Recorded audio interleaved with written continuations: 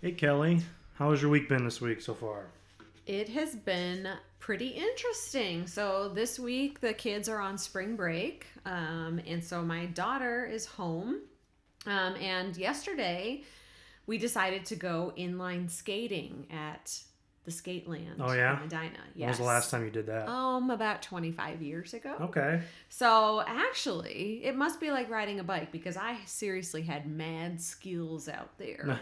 So I didn't fall. I didn't fall. I got lucky, but I was also very careful. So anyway, no, the kids are home this week, so I've been having a lot of fun with my daughter. That's So how awesome. about you? Oh, this week's great. I had nagging. I think I'm getting sciatica in my left leg from sitting at work all day. Oh my So, gosh. you have when you get it's that like tinging feeling like someone's stabbing you in the leg. So, Yep. right now it's fine. So, I've been stretching it, stretching my hamstrings, glutes, and all that stuff. So, hopefully in the next week or so it'll go away. But you definitely feel it when you're just doing anything. I've had sciatica from the triathlon training. Hmm. I got it on the right side of my body, and my part of my leg would go numb. And it wasn't painful so much. I know some people say there's like shooting pains involved. Right. It wasn't painful so much. It's just very uncomfortable, strange feeling. And I really couldn't like generate a lot of power through Hmm. my right leg, which should be my stronger leg. So I totally understand where you're coming from. It's a very uncomfortable feeling, and the stretching and the rolling and stuff helped me a lot too. Yeah. So keep doing that stuff. Alrighty. So today we're going to be talking about redefining what is your healthy fitness, all that good stuff, because we all know that, me and Kelly are two totally walks of life. You know, I'm in my 20s and Kelly's in her late 70s. I was like, "Ooh, what's he gonna say here?" Late 70s. And so we really just kind of redefining what fitness is, what the healthy lifestyle means. And, from the elite athlete, you have to be a certain percent of body fat. You have to be able to run a 40 time and, whatever seconds it is.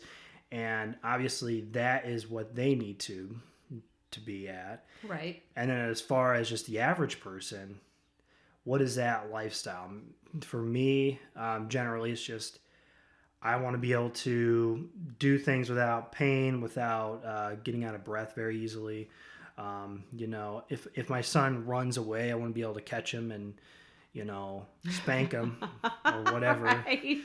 unless he's running Ooh, away that's for not very fun. politically Oh, that's correct. fine. But yeah, we all have a different idea of what that is, and we're kind of spell that out today. Cover a couple different subjects as far as about five or so aspects of what that is. So Kelly, being a woman, what would you consider at least starting with the fitness part is your definition of fitness? Well, my definition of fitness has evolved over time. I used to, I don't know, I started running for some reason at some point, and I sort of liked it, and I decided to start sort of competing in some road rate or some road events or whatever, some 5Ks. And I got a little bit into that, and it was sort of fun and exciting. And then I somehow decided that would be a great idea to do triathlons. And so, if you're not familiar with triathlons, that is swim, bike, run. And I did enjoy the competition part of that, but the training was pretty grueling. But at that time, I was really focused on the endurance work because I needed to make sure that I could go the distance. So the longest distance triathlon I did was the Olympic distance, and I'm probably going to botch the mileages here, but I want to say that the swim was almost a mile. The bike was, I don't know, around 40 miles. And then the run was 6 miles. Okay, and now is that the farthest one? Is the Olympic the hardest one? No, Okay. there is half Ironman and then there's full Ironman. Okay. Do you know what the Ironman ones? So the full, I don't know, I don't remember the half, but the full Ironman. I think it's a 2 point some odd mile swim. Okay. So it's a long swim. Oh yeah. And if you've never done any swimming and it seems like 2 miles isn't that much, it's a lot. And then the bike, I want to say the bike is like 100 plus miles. Really? And then it's a marathon after that. Oh, So you're yeah, that running sounds 26.2. Oh, yeah. And do they get that done usually in a day, or is Yeah, that... I mean the elite people, they can get it done. I don't remember the like the record, but I think they can get it done in 8 hours or less. 8 hours? Yeah. So I mean, you're talking about elite Oh, athletes, yeah, I though. mean... So I mean, it would take me like 3 days to do Yeah, that. yeah, So, yeah. but Yeah. at any rate, at that time, I was really focused on being able to go the distance. So obviously, I was really focused on the cardio. I also used to be really focused on aesthetics, and I think you have sort of had the same experience. Yeah, with, yeah. We kind of covered that in the last one. right. Yeah. And I mean, to some degree, I still am, because who doesn't want to look good? Well, yeah, I you mean, don't want to be fat. I think, Or, well, you can be fat, but you want to look in the mirror and... I want to feel good, Right. yes. And when I look in the mirror, I want to be comfortable with the way I look, and I want to be Exactly. comfortable in my clothes. Um, but but now I would say that fitness to me, I came up with 6 different things, and sort of I ordered them I ordered them by importance. And so the first is really it's exercise and fitness is about me first. Okay. So it's to keep myself sane and healthy, because for me, there's no denying that moving my body improves my cognition and my energy.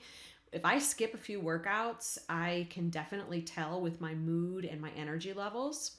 The second is to keep my body healthy and strong so that I can do the things that I love with my family. We like to hike, we like to kayak, we like to travel, go camping, go fishing. And I can't do any of those things if I'm stuck on my couch, or if I'm sick, or if I'm weak or exhausted all the time. And I definitely know with the whole mood thing, that's huge for a lot of people. I know my brother-in-law, he said that he started exercising and he lost a bunch of weight, and he does it even though he doesn't necessarily like running 3 miles a day. He just does it because he makes him feel 100% better. Right. People who say that they're depressed, I've struggled with depression in the past, and so I totally understand how difficult it can be to drag yourself off the couch to go and do a workout. But when you are depressed or when you have no energy, it is the one thing that you actually need to do. It's the one thing that can almost guaranteed pull you out of that state. Right. Yeah. I mean, even I was listening to a podcast, YouTube video a few months ago, and they said, with the depression being rampant now, they always want to, subscribe antidepressants and all that stuff. If they would literally just go out 10-15 minutes of exercise, they would feel way better than taking all that crap. And I'm not a doctor, but I know just from personal experience working out, even if it's 20 minutes in the morning or whatever the case is that you can afford the time to do, you just feel way better getting it done, putting the work in. Right. And then at least for me, when I do it in the morning, my entire day's set up, I feel way better. Oh, yeah. If I was to skip it. Absolutely. And I love the morning workout for that reason too, because it just sets your day on the right path. And so, it's like, it's difficult to do, but it's one of the best things that you can do when it comes to mood and energy and all that stuff. So the next thing that I had was quality of life as I age. I want to be able to stand up out of a chair and take a gallon. And I a lot of people think it's weird that I would think about when I'm 80 or 90. 10 years away. Right. Only 10 years away for me. So, I've really got to think about these things. But honestly, I saw it happen with my grandfathers, where the last 20 years of their life was spent in a chair in pain. Like they literally couldn't get up and lift, they couldn't get up. They couldn't lift a gallon of milk out of their refrigerator. And so, I want to be able to hike up a mountain when I'm 80. Oh, right. Yeah. So for me, it's a huge quality of life thing. And if I'm going to live to 100, I want the last years of my life where I'm still mobile and I can still do some of the things that I love to do. And what's crazy is that generation, wasn't that during the Depression? Yeah. Yeah. You would think they would be in great shape just because they had to work. It's a move it or lose it thing. So like both of my grandfathers, more so one than the other, when they retired, they just kind of sat in the easy chair and they didn't really do much after they retired. And so you quickly lose mobility if you stop moving your body. So yeah, I know my grandfather, at 88, he was still mowing the grass, doing some things around the house, stuff like that. I mean, he had some knee issues and stuff, but he was still mobile. He could do a lot of stuff, maybe It's that it's other people can't. amazing what a difference. So my husband's parents are in their 70s. Neither one of them is taking any medications, Really? which Wow. is crazy. Most people their age in the modern world are taking 8 or 10 or 12 different pills And they're to on blood manage pressure their meds and chronic all that right. stuff. Yeah. They're on nothing. His father still gets on like the roof and like roofing, and Wow. I know, I'm like, it's insane. But I look up to that and I think to myself, I want to be that mobile when I'm that age. And so that's just another thing that's important to me. So quality of life is big. I of course want to set an example for my daughter because kids do what you do. And if exercise and eating healthy is a normal thing in your household, then it'll be a normal progression of events for them too. I try not to be pushy because sometimes I can be because it's like I know too much, but I definitely try to model the behavior. And I want to be able to do all of those things and still have a life. So I think it was maybe our last episode that we talked about how we both wanted like single digit body fat, right? Yeah, at one point in my life when I was like 15. But what it takes to achieve that is like insanity. At some point, I finally realized that most bodybuilders and fitness models, and I'm looking at the cover of magazines and I'm aspiring to these fitness models, but, I'm looking at them and I realize now that they probably, and I know some people would be like, oh no, that's not true, but they probably don't have much of a life outside of the gym and food prep.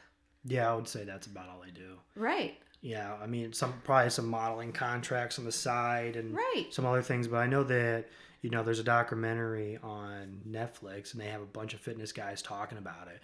They enjoy their life now, obviously, because they have the money to show for it. Right. But I mean, when you're in your 20s, you can't just not have a job unless this is Right. really something you really want to do.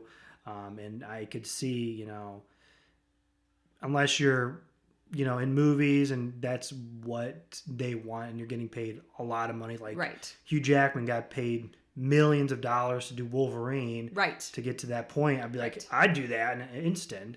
But to just live your life like that all the time is just, I would need to make a lot of money to like give up a glass of wine with dinner and to have a little bit of ice cream every now and then. I mean, maybe even every day, because for me, that's my life. I like to have a glass of wine with dinner. I like to have a little bit of ice cream after dinner. And thus far, I'm able to maintain a very healthy body. And, I'm happy enough with the way that I look where it's like, okay, I'm enjoying my life and I can still have the benefits of health. So, and I think we probably could do an entire separate podcast about the difference between health and fitness. oh yeah. Because there's a huge difference between health and fitness. So I'm happy and healthy and I still get to live a life right now. And then my last reason, which is looks. I see nothing wrong with exercising and eating well to look good. Because honestly, when you exercise and eat well for the right reasons, the aesthetic part is just a bonus. It's a natural extension of making your body healthy.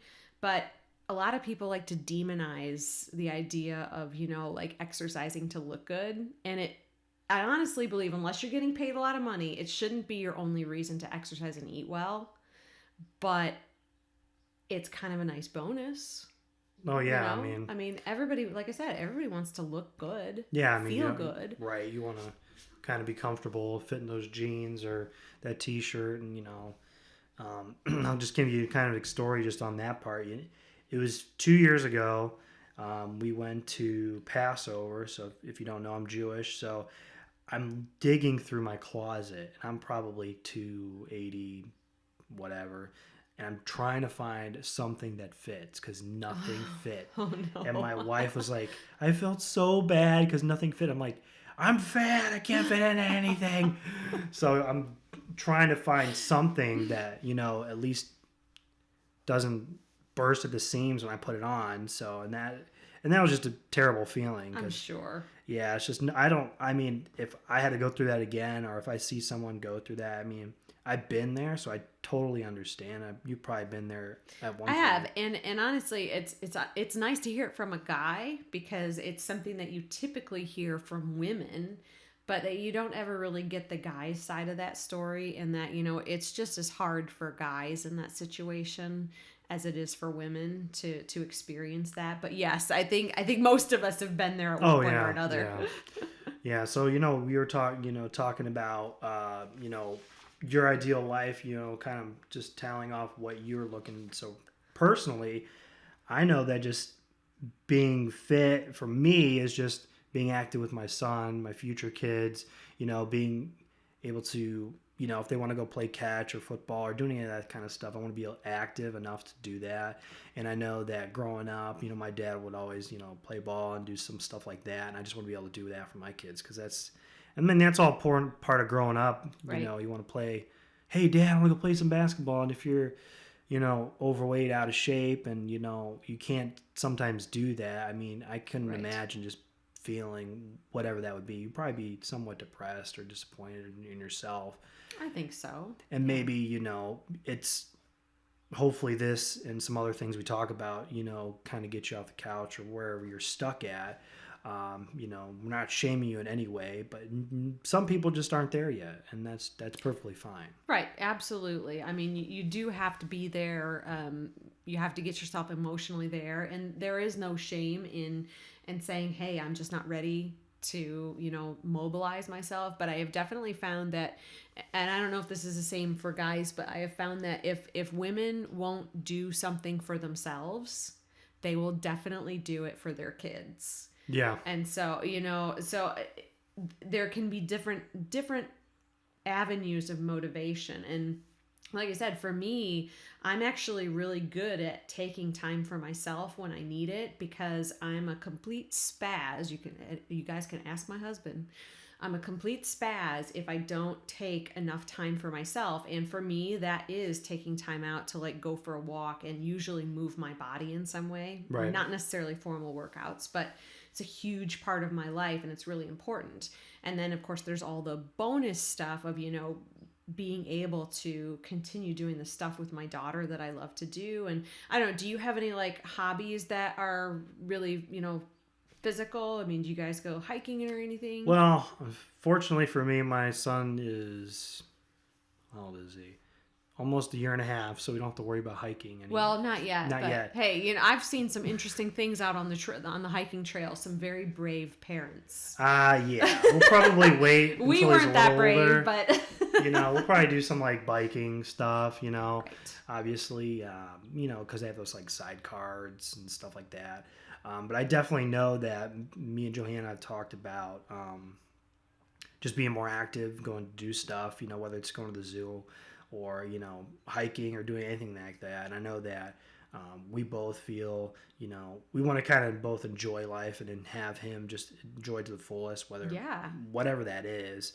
And I know that, getting out and doing stuff when he gets a little older will be definitely awesome because he has, oh my goodness, how many uncles? 4 or 5 uncles. If I forget one, that's my fault. But and they're all excited because we had a boy, and they're like, "Oh yeah, we're gonna do all this crazy stuff." I'm like, "Oh my gosh, I don't know what to do." But yeah, we definitely want to be active in just exploring a lot of things so that he can just kind of pick and choose what he wants to do, what he doesn't like to do. But yeah, that'll be just kind of future down the road. Right. Okay, so we have kind of both of our, fitness, kind of the motivation behind that, and going a little bit in depth about that. Now, there's 5 components of physical fitness. What is cardio respiratory endurance? Okay, this is the ability of the body's circulatory and respiratory systems to supply fuel during physical activity. So what does that mean in layman's terms? All right, from experience. So if you hate running, start off slow. I hate running. So what I did about a half mile. Started off, I don't remember what the speed was. We'll just say 5. It's probably high. It's probably 3. Do it as fast as I could. Timed it, wrote it down, and I was trying to decrease that time every time. Okay. Are you doing this on a treadmill? Yeah. Okay. Yeah, do it on a treadmill. Ugh. Yeah, I don't like treadmills. But that's basically what you're trying to do. You're trying to build up that endurance. Now, half mile is not very long, so that may not fall, and that could be almost be a sprint for some people. I know for myself, I do not do long distance at all. I could probably run a quarter of a mile and my legs be on fire, my lungs would be burning, can't breathe. But I definitely want to stress that it's starting off slow, building up to that point, and just to emphasize, I hate running. So I'm going to throw in my 2 cents here. Oh God. If you hate running, like, don't do it. Oh, but it's amazing. Isn't there? That's what everybody says. I mean, is there any other kind of extra? Or like, what if you went outside and ran? Could you do that? Because it's way better. I would rather do it outside. Obviously, living where we live in Ohio, you cannot do that. Well, right. Well, you could if you're it's like pretty miserable. super hardcore and want to do that. My brother-in-law does it in the wintertime and he's crazy. Right. I'm not doing that. So I still go for runs very occasionally, but my joints kind of hate me when I do it. Because she's 70? Right, because I'm 70. And I honestly, I think I enjoyed running at some point, but then after all of the triathlon training, I think it really burned me out on running. So most of the time I just walk. And I think for a lot of people, one of the fastest ways to really hate exercise and decide never to do it again is to hate whatever form of exercise you've chosen to do. So like, there's no doubt that cardio is important, especially for heart health, and for weight maintenance. Believe it or not, there are some studies that show that cardiovascular exercise is actually not helpful for weight loss because people tend to eat more when they exercise. It makes them hungry. Right after, so, yeah. Right. You have to be like aware of that so that you don't overeat when you do cardio if your goal is weight loss. But cardiovascular exercise is definitely important for the maintenance. So whenever you do reach your ideal weight, it's really important to maintaining your weight doing cardio exercise. But for most people who are just looking for basic health benefits in maintaining a normal weight, a good old brisk walk is enough to get your heart rate where it needs to be for those health reasons. Also, like I try and quiz people on when it comes to cardiovascular exercise or exercise in general. Like, do you like group fitness or do you prefer to work out alone? Or, what do you see yourself doing? So like other forms, cycling, dance classes, swimming, rowing, all of these things are great forms of cardiovascular exercise, and most of them are also low impact. Hiking is another one, being outside, being active, kayaking long distances. All of those things could count as cardio, and that could potentially be actually enjoyable, maybe. Right, yeah. I do, however, though, I totally agree with you on a slow start, because most people, they get all this motivation right at the beginning and they go all out. And so they decide they're going to cycle or run or row for an hour. Yeah, and they get burnout. Yes. And not only is that monotonous and boring, I mean, like I said, unless you're outside, but you'll want to die if you haven't built up your endurance. Yeah, I've done the whole 30-minute cardio session after, and it's the worst because you're it's horrible. Especially depending on what machine you're on. If you're on this, a bike, okay, that's kind of easy because you're just laying back. If you're on the stair stepper, it is the miserable thing. You're literally climbing stairs for 30 minutes. So here's what I have to do. So I have a studio in my house because I'm a fitness trainer. So I have a treadmill and I have a stationary cycle. And in the winter, when I can't do workouts outside, walking or running or whatever, because that's what I prefer, I will literally break my workout, like a 30-minute workout, into 5-minute chunks, and I'll switch back and forth from the bike to the treadmill. And somehow that makes it easier. I'm like, I can do 5 minutes. I can do another 5 minutes. I can do this, because I hate stationary exercise equipment that much that I have to break it up or I won't do it. So you'd rather be outside doing something. Absolutely. Yeah. And I tell people to start with 10 minutes of whatever it is they choose to do and work up from there, because even 10 minutes of cardio is shown to have health benefits.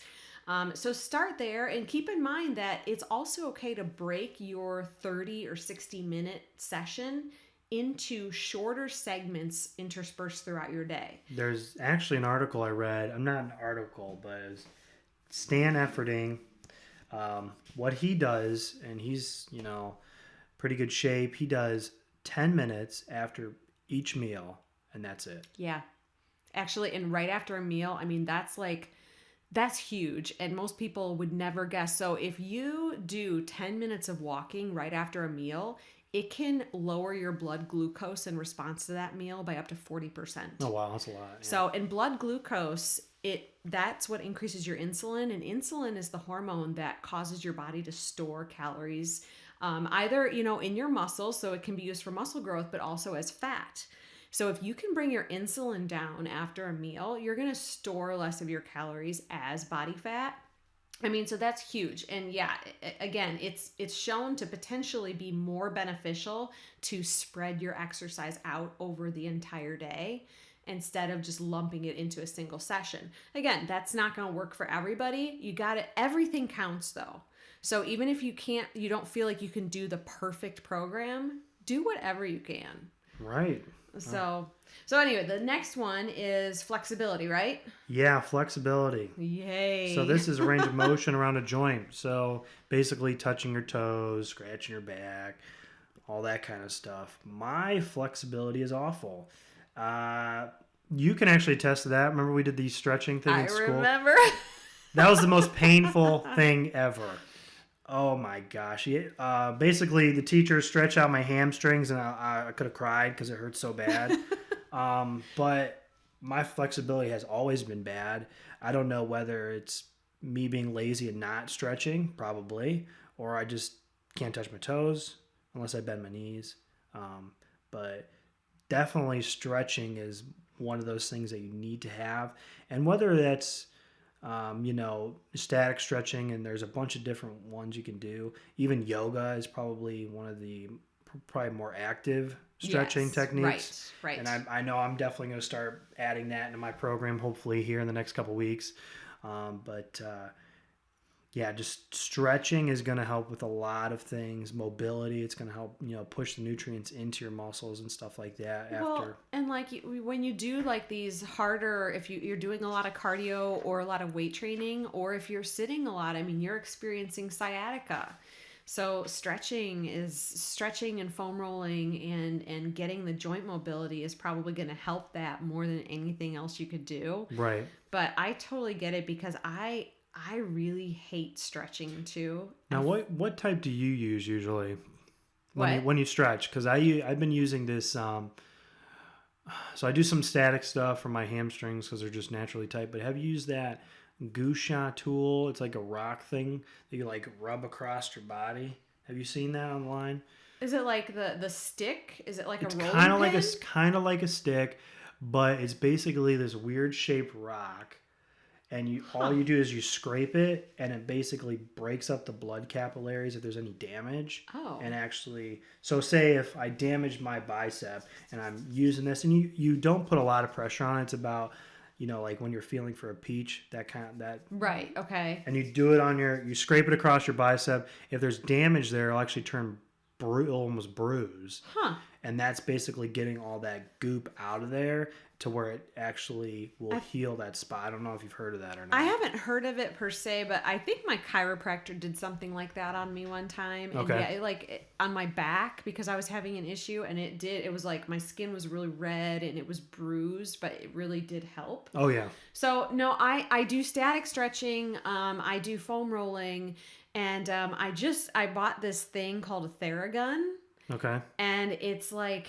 Does it punch you? It does. Okay, that's what I and thought. It's amazing. It is amazing. And I can't remember like what it is about but the super fast pounding on your muscles, it gets the adhesions to just sort of release out of the muscles. Really? Yes. And I love it. So I'm more likely to do stuff like that, like self massage or even scheduling. I try and schedule once monthly Is massages. that because do you like that gun because it's quick? Yes, Yeah. it's quick. I also feel like it's really doing something. Whereas with stretching, you have with like static stretching, you have to be so consistent doing it almost every day Mm-hmm. to see any real result from that.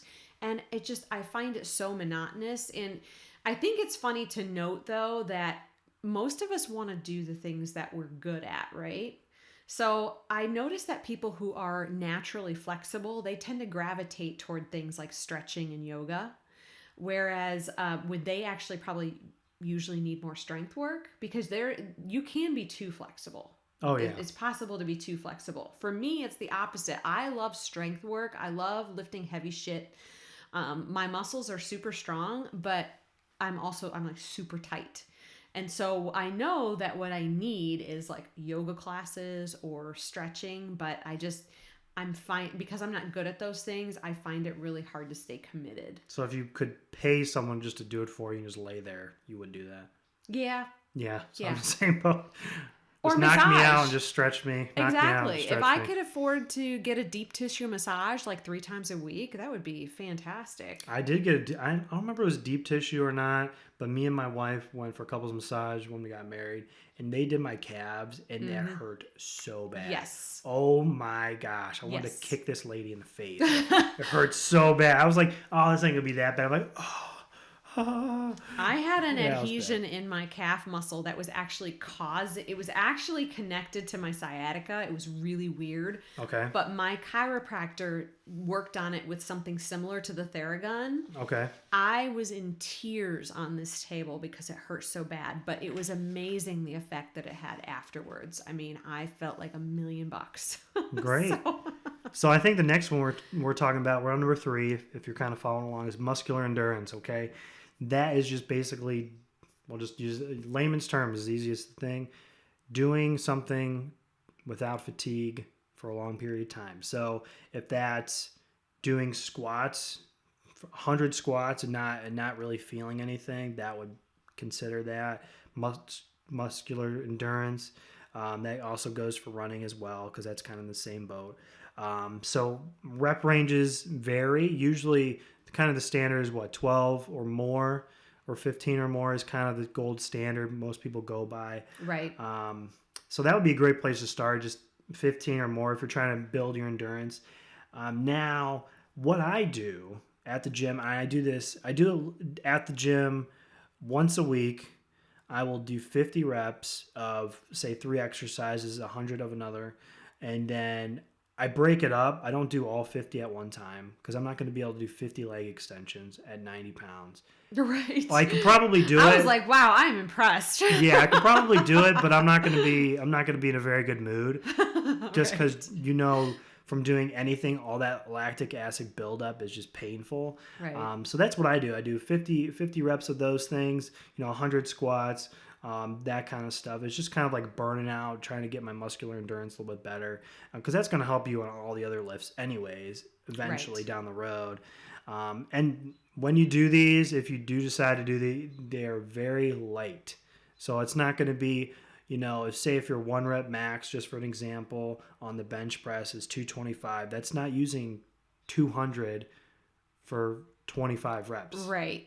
That might be 135. It's usually about 50% of what your 1 rep max is going to be. So that's kind of what I do. I don't necessarily do the bench press. I do a couple different things. But basically, it's just to have that lactic acid kind of flush out faster Right. so that you don't get that burn. I do something similar, and I'm going to talk about it a little bit on the next point, which would be muscular strength. I do something sort of similar to that, where 2 of my lift days are really heavy, but then the third one is more of like I do body weight stuff, but it's much higher repetition work. Is it faster intensity wise? Yes, and that's the workout that makes me sweat. Because I'm doing everything faster. It's more reps. And so So yeah, but most people actually don't realize that there's more than one kind of muscle fiber in the body. And so there's fibers that are called slow twitch, which are the endurance muscle fibers, which help you go long distances. Or those could also be considered maybe the ones that could, if you're using a lightweight, are going to help you, do like 15, 20, 30, however many reps you're doing. So they help us move long distances and they burn fuel slowly. People who have a higher percentage of the slow twitch fibers, they tend to be better at endurance type sports. So like running marathons or, whatever. Then there's the fast twitch fibers, which usually, which use fuel very quickly to apply a lot of force. And so and I think we're going to get into that next, which is the muscular strength. These muscle fibers are recruited when you need to lift something really heavy or when you need to like run really fast, like sprint. But these muscle fibers tire really, really quickly. So if you are squatting 200 pounds, I mean, you're not going to be able to do that. I mean, maybe some people could, but you're not going to be able to do that 15 or 20 times because your muscle, those fast twitch muscle fibers, you can't do it. And do the different muscle fibers use different energy systems too, usually? They do. So the slow twitch, I'm probably gonna botch this. The slow twitch, are you familiar with this? A little bit, I think. Well, let's just maybe not worry about what it uses, like carbs or fats or anything, because everything uses everything, Right? And it's not going to be just one or the other.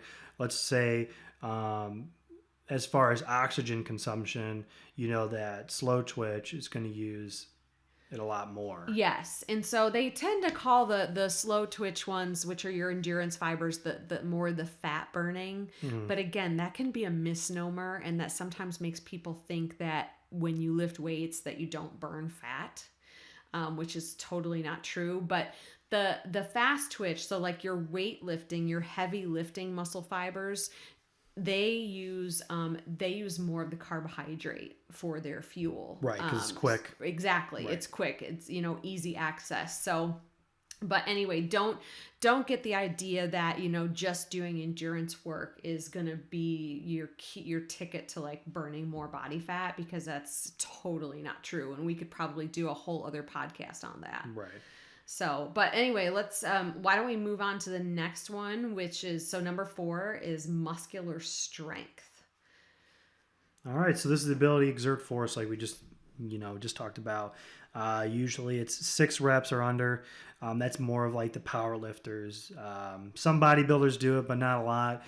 Mainly it's going to be in that weightlifting, Olympic weightlifting range, to where they're doing one thing one time as fast or as hard as they possibly can. Right. And that's going to be that muscular strength. So typically what I do, I have about 3 exercises a week. So I do usually a squat, a bench, and a deadlift, and that's about it. Right. I don't use super heavy weight all the time.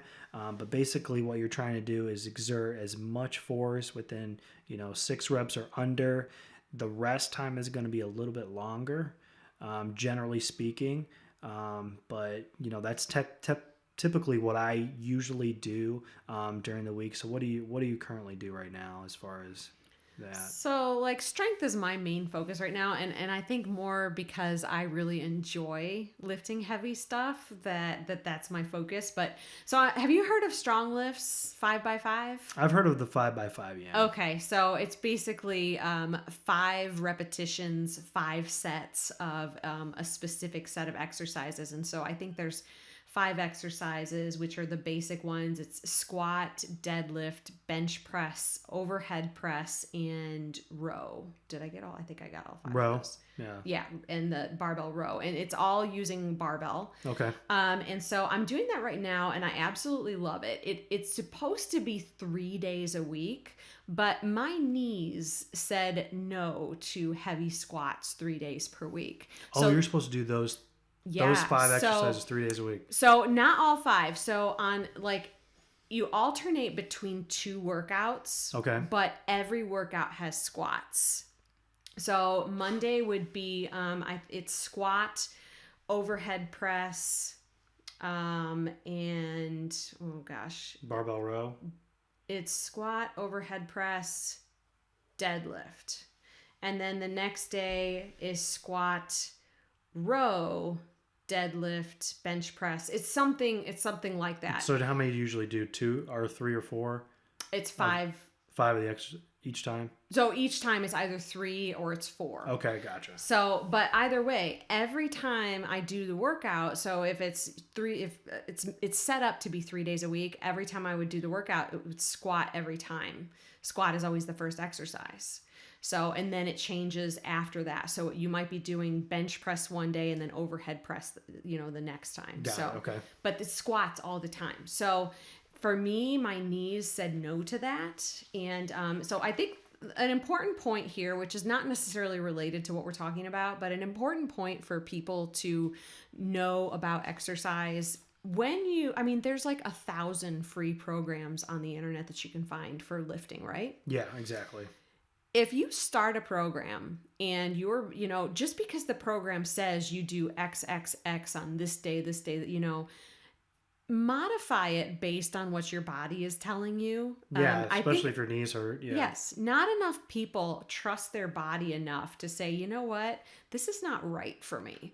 And so I love this lifting program, but I just realized that 3 days a week of heavy squats is just not, it's just not good for my knees. So I backed it off to 2 days a week where I'm doing the heavy lift program. And that 1 day a week, I do like the body weight stuff. So I might focus some on core, but then I'm doing like body weight, higher repetition work.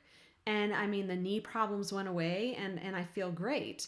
So like right now, all of it's working really well for me. My squat is up to 140 pounds. Deadlift is 180, bench press is 85, and row is 105. That's pretty good. And so, yeah, I'm like, hey, that's pretty good for a girl. I'm happy with that. Yeah.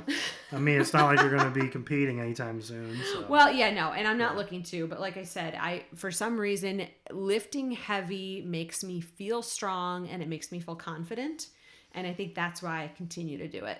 Okay. So I know, we covered those 4. We got the last one, body composition. That's kind of like, everyone doesn't want to talk about that sometimes. Right. I know. Because we always think about body comp as, it's not BMI. BMI is different. Body composition is going to be percentage of body fat you have on you in relation to your overall weight. Okay. So men, just kind of give you kind of a ballpark, men shouldn't go below 3 to 5.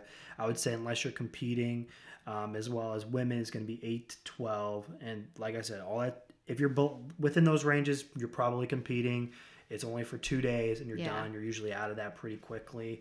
But if you're going to be living in that window, it's usually not a good thing. It's going to mess with your hormone levels. It's going to mess with your mood because you're just going to be miserable. You're not going to want to maintain that unless there are instances where there are some people that live at that level all the time. Yeah. And I mean, there's this German guy, I can't remember his name, but he's like the most shredded man. He's like probably like 2% body fat. Right. But he's a model. He's probably been doing this for years. His body's probably adapted to that. Very lean. I think men can do that better though, or more easily without as many health effects from maintaining super low body fat. Well, I know it definitely affects your testosterone levels. Well, yeah, I know that for men, but like for women, it tends to affect a lot more of their hormonal and bodily processes. Sure, yeah. And so, one of the things that I struggle to help women with is realizing that like when they're looking at the magazines and they see all of the media and the women on Instagram and Facebook and, whatnot, that those women probably look that way for a very short period of time. Probably a day. Yeah, exactly. And that, it's not something that you shouldn't be striving to look like that for for the long term because. And there's one thing you got to realize, there's Photoshop. Yeah. Well, yeah, right. There's Photoshop. Exactly. And a lot of people don't appreciate the amount of work that it actually took for those models to get there. It's not, they might be selling you a 15-minute per day program in the magazine. That is not what that model did to get there. It's not. It wasn't just that, that BCAA supplement that she took that, there's so much work involved, years of lifting, years of, building that body. And then they maintain it for a couple of days for that photo shoot. And then they have to go back to a healthier level of body fat. And I mean, I can attest firsthand to this, that going too low in body fat, especially for women, it's bad news. So when my body fat percentage was very low, and that was below 20%, and you also have to keep in mind that everybody's different. What is a healthy body fat percentage for one person is not necessarily the same for another person. So, but anyway, when mine got below 20%, my menstrual cycle completely stopped. I was sick all the time, and I had a bone density test that showed that I was bordering on osteopenia, so basically my bone density was starting to fall too low. And it took over 2 years for my body to recover. So it was 3 years before I finally got a regular menstrual cycle. So I was essentially, my training made me infertile. Oh, wow. Now, when you think about from a biological perspective, what is any animal meant to do? Yeah, reproduce. So if you are doing something that is actually making you or causing you to become physically unable to reproduce, I mean, that's not normal. No, I would say, yeah. Completely opposite of normal, yeah. Right. So, I mean, for the general non-athlete population, I kind of wish that, we're talking about body fat percentages, and you had mentioned BMI and stuff. I kind of wish doctors would use body fat percentage. Yeah, because BMI, we're just using example, LeBron James is probably like 30 on his BMI, but he's, 6'8", 280, and he's shredded. I mean, obviously he's in great shape. Right. So why would his thing be that high? Right. Exactly. I like to use the example of the tennis stars, Serena Williams, Serena and Venus. Yeah. So their BMI would put them in the obese category. Really? When clearly they're not. They're athletic. They're amazing athletes, and they're So anyway, BMI is just not, and weight also is not a very good measure. It's not very telling about your health. And I think they use it just because it's easy. Yeah. I think so too. It is easy. It's easier than doing the caliper measurement and stuff like that. So, I don't know my exact body fat currently, but so I have this little AccuMeasure. Have you seen these calipers? I don't think so, no. Okay, so it's a super simple little plastic caliper, and it's calibrated to do just a single spot, which is right above your hip bone. Okay.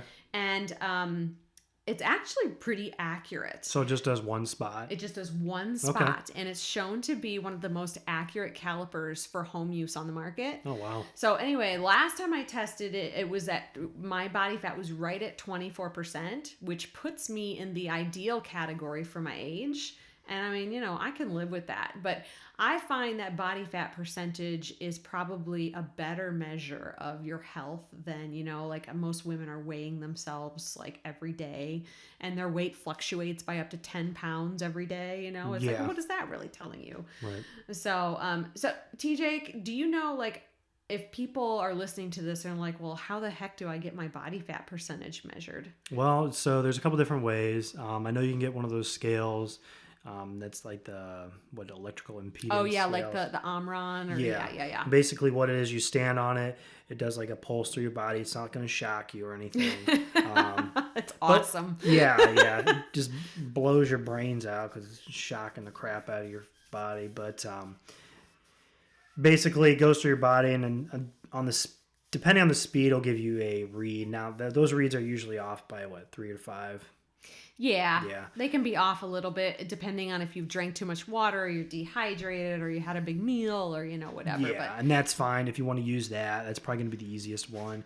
And there's a couple different things, and there's also the skin fold measurements. If there's a gym near you, if you know me personally, I know how to do it. It's all done on the right side, correct? Yes. Okay, I was forgetting.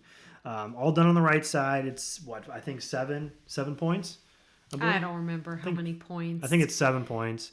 It's like your tricep, your hip, your I lower think body, it depends navel, on the stuff like that. equation you're using, because Yeah, some of there's the equations five use or seven. 3, 5, or 7, or whatever it may be. But either way, like, I think what's really telling is you have to take it over time consistently. And Yeah. then it's not so much that, it needs to be accurate, each reading. It's just you want to see over time, like, what's your body fat doing. So you'll be able to gauge whether your body fat is going up or going down. And I think the easiest one was just get one of those scales that have it. Yeah. Instead of having someone pinch you. I know most people are uncomfortable with that. Yeah. And honestly, as a trainer, I don't like doing it. Yeah. So, I mean, I have that little, like I said, I use that little in-home thing that I've got, that little pinch test. I mean, I've never done a pinch test on a client. I usually just do like circumference measurements. Yeah. And, I record like clothing size and stuff like that, because I don't want to pinch anybody. There's also, like, if you want to measure body fat, depending on if you look around, there's this thing called the bod pod. You go in and you sit in this, like, it's shaped like an egg. You sit inside of it, and something about like the difference in the air pressure is able it's pretty accurate though. It is. Yeah. And then the gold standard is the DEXA scan. Yeah, those are pretty neat. Yeah. But have you ever had one? No. No? Aren't they expensive? I don't know. So I went down to OSU, Ohio State University, and I had one done. How long ago was that? Well, this was in my triathlon days, and Okay. this was at the point in time where I was really feeling sick all the time, and I was trying to like figure it out. I was like, what's wrong with me? I'm supposed to be healthier than ever because I'm doing all this cardio, and my body fat is super low, and it was the DEXA scan that actually showed that my bone density was too low. Okay. So it read my body fat, and it's like an x-ray machine that, looks at, all of your tissues, and it's the gold standard for body fat reading.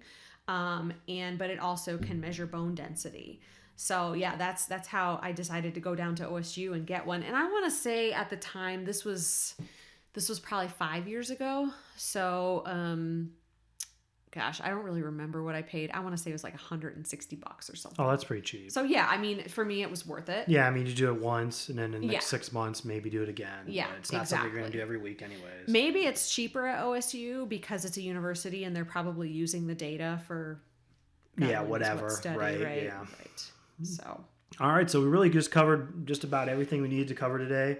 What did we cover, Kelly? Oh my gosh, you're putting me on the spot. Okay, so I got we cut. No. I got it. We've covered 5 components of physical fitness, including cardiorespiratory endurance, flexibility, muscular endurance, muscular strength, and body composition. And of course, we had all of our personal stories and anecdotes in there. So I think this was great. And I think at some point, what we need to do is we need to do a separate podcast, because this one is probably really long. Yeah, we're going to talk about ideal We want to talk about, yeah. an ideal exercise program. And then I think sometime after that, we're also going to probably talk about like health in regards to food. Yeah. So, but again, that's a whole other separate podcast too. This is the Initiative Project podcast, and we will see you next time. If you like what you hear, please comment, subscribe, push that like and notification button on YouTube. That would be great. See you next time, guys.